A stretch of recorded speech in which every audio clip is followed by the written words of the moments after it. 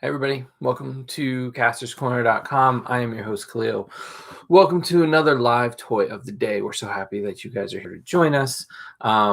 Thank you all for joining our new subscribers. Thank you all for popping on and becoming our subscribers. We really appreciate all the support. Hit that subscribe button right down below. We really appreciate it. You can, of course, go to CastorsCorner.com to get all the photos of this figure. There's not many. It's a smaller figure, so we did about 10, 12 pictures. Our big gallery, our 55 image gallery, takes a look at the Disney Plus wave from Hasbro's Marvel Legends. And of course, you can follow us. We are at Kastor's Corner on all social media. And check out the Cornercast podcast up on Apple Podcasts this week with our friend MJ from Total Toy Recon.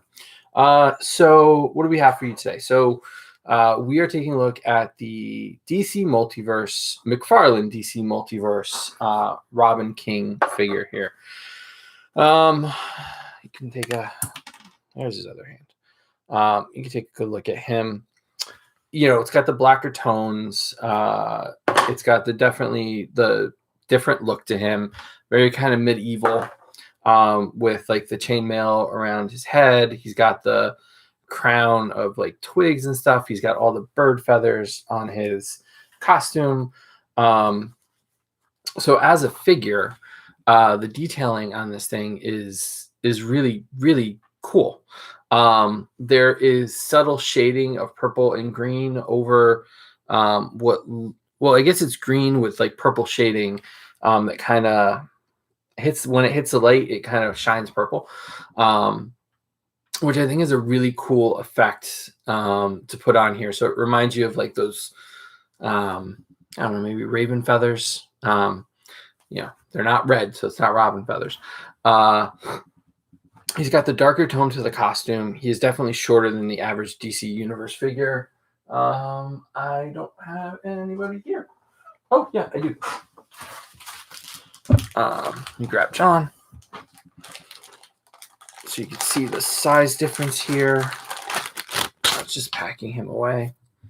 So you can see that the Robin King is much shorter than the average DC Universe figure or DC Multiverse figure. So it matches that look. It is supposed to be the card. Once again, they stopped going away from the art from the comics, and the card art there is just the figure. So apparently he is another Bruce Wayne from another universe. And instead of becoming Batman, this teenage Bruce Wayne decided to take on the Robin persona. I am not 100% sure on how that happened or why that happened. And how he got to be Robin without having a Robin in his life. So it's kind of one of those things like, I don't know. The gloves have a lot of detailing on him. He comes with alternate kind of sharp-fingered, clawed hands that can switch out rather easily. But that's his only accessory. That is the only accessory he comes with are these alternate hands. Now, here's the thing. The detailing and sculpting, you can see he's got like claws versus the closed fists. He is wearing a mix of the Damian Wayne costume and the Tim Drake kind of look between the R, the belt buckle, and all of that. Ripped cape. The sculpt work on this figure is amazing. That's undeniable. Between the tunic, the gloves with all the intricacies of the gloves, the feathers, the crown, the overlay on his face, even the paint detail on his face is flawless. There's no issues here. So I can't fault it as a figure as far as the sculpt and detail go. Where it does fall apart is, once again, this is using parts that are similar to the Damian Robin that we talked about before, and possibly, I don't know if it's using any parts from the Robin Crows, but because he's smaller in stature, he has no real, like, he's got the soft plastic, soft rubber kind of tunic. So you can kind of bend him. Well, now we're going to get there. So you can kind of bend him at the waist, but it doesn't really allow for movement because the tunic is just so tightly bound around it. He does suffer from the same problem that the Damien Robin is, that when you go to pose him, if you're not careful, the legs will literally just pop off. So you just saw he has no thigh cuts there, so you can't really twist him at all. You can get him into some poses, some crouching poses, but you can't really balance him out because you can't move him in too many different directions. And if you try to bend him at the waist, the figure pops apart. Now, I would rather a figure pop apart than break, to be honest with you. We can replace the limbs. We can put them back on the ball joints. If it breaks, you can't do that. So I would rather that they popped at the joints than if they were to just completely snap off. So that's a good part about it. Now, why did I get it? Well, I have 3 crows. I've got the 3-faced crows, the screaming, the smirking, and the smiling. I've got the infected Nightwing. And I figured to round out the family of Joker-fied evil sidekicks, we have Dick Grayson, we have the little ones, and then we have this one. And so this team of Robins basically are my Dark Robins to go with my Dark Justice League. And I like that we got those. I think that it's a better choice. I know everybody wants McFarlane to do classic characters, and I understand the idea that they haven't been on shelves in a while. And the DC Universe Classics and a lot of the DC collectibles, DC Direct figures are higher in price. But as far as collectors go, not the general public, but collectors go, there are options to get classic versions of the figures in good condition at reasonable prices. You're right, they're not at retail. But since the Mego line in the 70s, we've consistently had classic versions, whether it was Mego, whether it was Superpowers, whether it was Total Justice, the DC Superheroes, Batman line, DC Universe Classics, even the Spin Master lines. We have opportunities to get different scales of different DC classic figures, and the DC Direct line and collectibles line all throughout.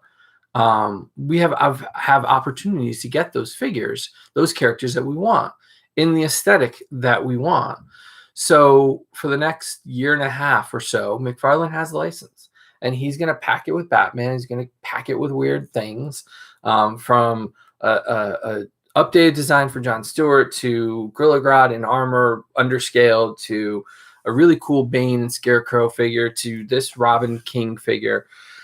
And we're going to have to deal with it because McFarlane's contract goes through next year. Now, whether or not DC decides to continue the license with the McFarlane Toys, that's up in the air. But for right now, this is what we're getting.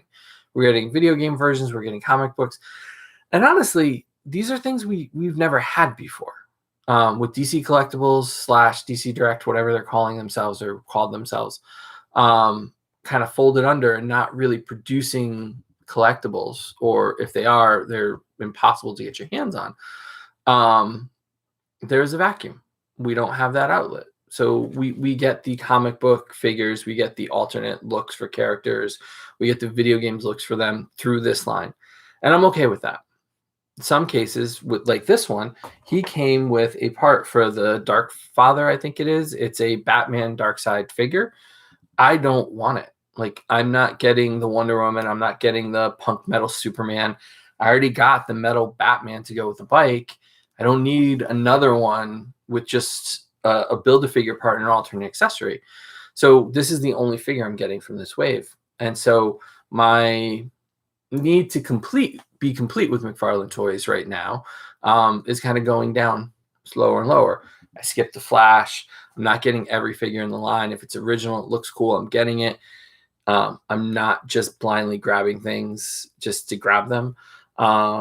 And so the honeymoon's over, and I'll cherry pick the line as I see I need it. Build-A-Figure parts will go in a box, and at some point when people need them or people want them, maybe I'll sell them, maybe I'll throw them up, maybe I'll do a giveaway. I don't know. Maybe, any one of those things is a possibility. But, you get the cool figures that you like. And I think that as collectors, sometimes we lose sight of that when we go all in. And sometimes that mindset is hard to break. You know, I started and then I skipped some of the video game figures. I skipped some of the alternate costumes or alternate colors. And, you know, it's easier to kind of break that cycle of needing to get everything. But I like this one. I think it's cool. I think it's going to look good with the crows. I think it's going to look great with the Batman Who Laughs and the infected Nightwing and or whatever, the Joker fight, whatever you want to call that Nightwing, because they didn't actually name it in the box.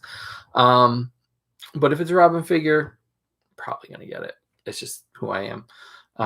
So yeah, so these are going to be hitting stores shortly. Target jumped the gun and put them out early. They have a June 15th release date, which is just Target's BS way of like making us wait. It's not real, I hate to say, because we were able to purchase these at Target. Thank you, Bill, and thank you, my new friend JT, for letting me know that these were out in Connecticut, and then Bill, of course, for grabbing it for me. But yeah, so these are popping up at Target. So your mileage may vary. They might just put them out. Sometimes they're holding them back, but they'll be out pretty in force in the next few weeks. And I think if you're a fan of Robin, I think that he's a good figure. If you're building the Dark Father, then you need it, and you're going to get it. So, so yeah. So check out a close-up gallery of this guy on the website, castorscorner.com. Make sure to follow us. We are at Kastor's Corner on all social media. And remember to head over to the Cornercast podcast on Apple Podcasts this week with our friend MJ, and next week with our friend MCU Collector 24. And of course, hit that subscribe button. We really appreciate it. The more of you that join us, the more cool things we get to do, and then we get to share them with you. And I think that's the most fun of the part of the journey. So thank you all for watching, and we'll see you tomorrow with an all-new toy of the day.